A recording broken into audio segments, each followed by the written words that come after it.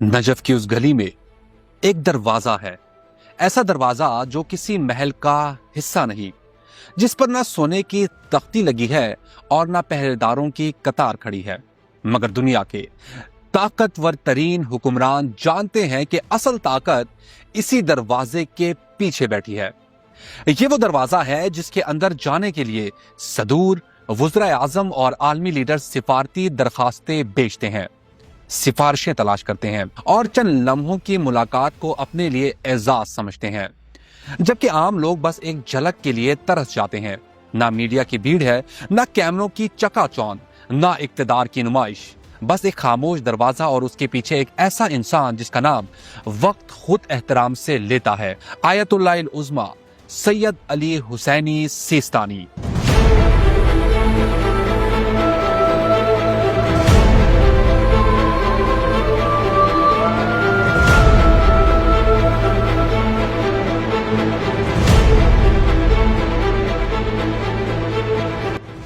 वो मर्जा जिसके सामने इक्तदार खुद आकर ठहर जाता है, मगर जिसने इक्तदार को कभी अपने हुजरे के अंदर दाखिल होने की इजाजत नहीं दी।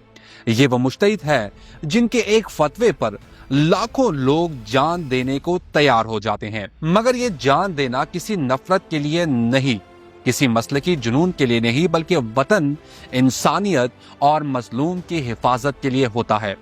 ये वो शख्सियत है जिसके एक फरमान से पूरे मशरिक़ वुस्ता की बिसात हिल जाती है, जिसके एक जुमले से ताकत के गरूर में खड़े लश्कर बिखर जाते हैं और जिसकी खामोश इजाजत से तारीख अपना रुख बदल लेती है। अगर ताकत बंदूक में होती, अगर इक्तदार मिसाइलों में होता, तो शायद नजफ की ये खामोश गली कभी तारीख का मरकज न बनती। मगर दुनिया ने देख लिया कि असल ताकत किरदार में होती है और सबसे खतरनाक हथियार ज़मीर होता है।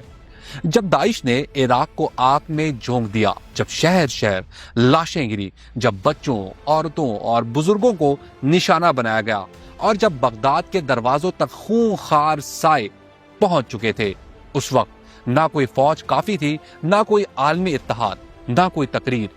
तब नजफ से एक ज़ईफ मगर फौलादी आवाज उठी, आयतुल्लाह सिस्तानी का वो फतवा जो नफरत के लिए नहीं था बल्कि जिंदगी के तहफ़्फ़ुज़ के लिए था, जिसने शिया, सुन्नी, अरब, कुर्द सबको एक जमीन, एक मुस्तकबिल और एक जिम्मेदारी में जोड़ दिया।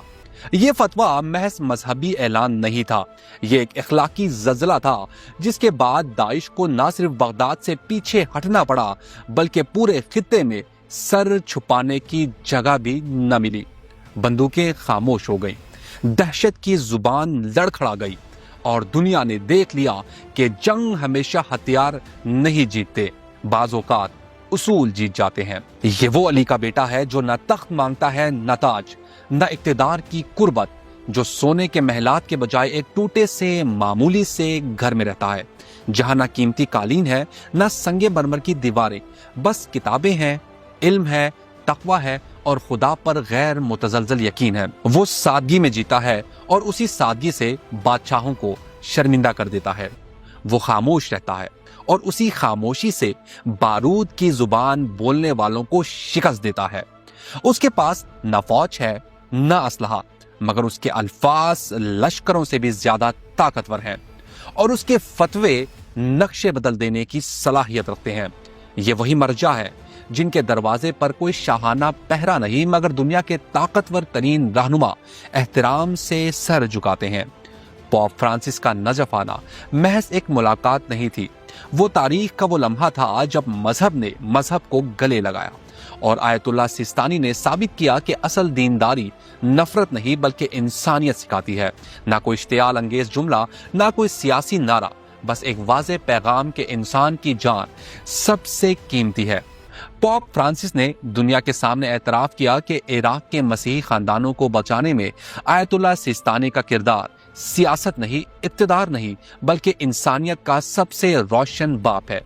आयतुल्लाह सिस्तानी की जिंदगी खुद एक जिंदा सबक है कि खामोशी भी मज़ाहमत हो सकती है, सादगी भी ताकत हो सकती है और उसूलों पर डट जाना ही असल बहादुरी है। وہ نہ سوشل میڈیا کے ہیرو ہیں نہ جلسوں کے خطیب، مگر تاریخ کے صفحات پر وہ اس مرجع کے طور پر زندہ رہیں گے جس نے خون کے دریا کے بیچ کھڑے ہو کر بھی انسانیت کا چراغ بجھنے نہیں دیا۔ نجف کا وہ چراغ آج بھی روشن ہے، اور شاید اسی روشنی سے آنے والی نسلیں یہ سیکھیں گی کہ اصل ہیرو وہ نہیں جو خود کو نمایاں کرے، بلکہ وہ ہوتا ہے جو خود کو مٹا کر پوری قوم کو بچا لے۔